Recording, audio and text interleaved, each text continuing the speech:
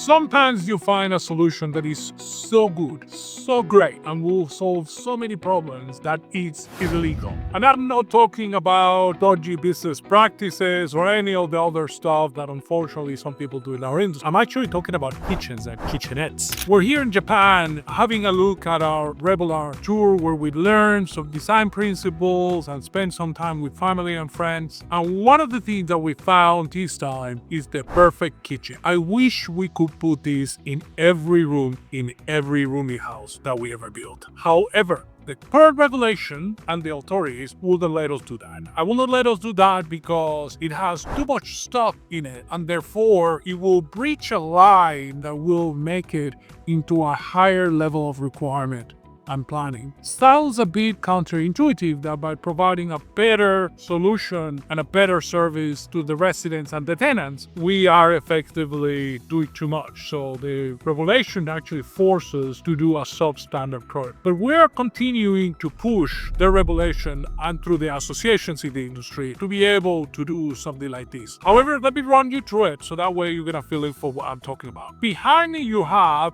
the typical Japanese kitchen. And in fact, it's probably about the same size of the kitchenettes that we put into a roomy house. It's probably about 3 meters or so wide. And let me show you what's in it. So here on the left, we have 3 pieces of appliances, if you like. Here's a fridge, pretty standard fridge in the Japanese world. A little bit bigger than the standard fridges that we put in our roomy houses, but it works roughly the same way. Fridge on top, plenty of storage and cold stuff to put in there. And then under it, there's a freezer, which is actually one of the things that we haven't been able to provide to this extent. It's a big freezer, not just a tiny little thing that you have in perfect. On top of that, there's a microwave, nothing really special there. It's probably pretty similar to the ones we use in every single room, in every single roomy house. And then on top of that, there's a weird Japanese appliance that is halfway between an oven and a toaster. It's kind of a bit of both. And if you see it opens like an oven and it's not super big, almost like a kind of little pizza oven, but it actually cooks by using UV light, and there has some weird dark magic that you do with a little bit of water. Last time I tried to use something like that a couple of years ago, I almost smoked the whole place, so I'm not gonna try to do it again today. Here, there's a sink, standard sink, nothing super special. Love the Japanese tapware, but other than that, it's pretty similar to what we have over there. Acrylic, they call it splashback or backsplash. We use tiles here, which we actually think is much more durable. But the Japanese come from building lightweight construction most of their life, particularly with the earthquake-prone conditions in which they live.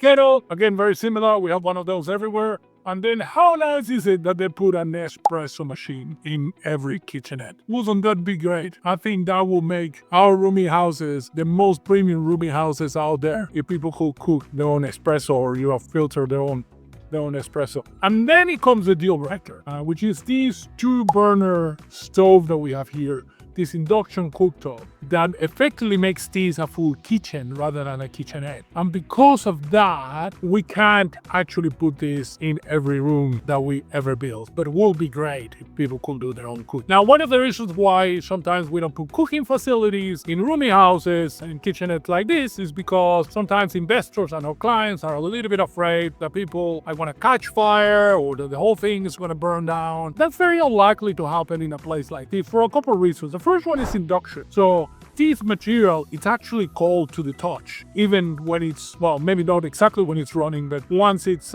turned off, there's literally no fire, so there's nothing to catch fire. And then the second thing is these appliances that they put here on top, which is like a special inner working range hood. We don't have things like this in Australia. We have the ones that get hidden behind the cabinetry, but this is a natural appliance. You can see it's actually made out of metal, and it's actually not vented anyway. You can see there's a beam just on top of it. Internally, it actually recycles all the smoke and all the dirt and all the grease that probably come from cooking here, so that way it can get clean separately without necessarily having to vent to the air. Now, I wish we could do something like this in every roomy house we build. Like I said, we're gonna continue pushing for it. Hopefully next time we do a video like this, it'll be one of our properties where we're showing you the first of many attempts at doing this.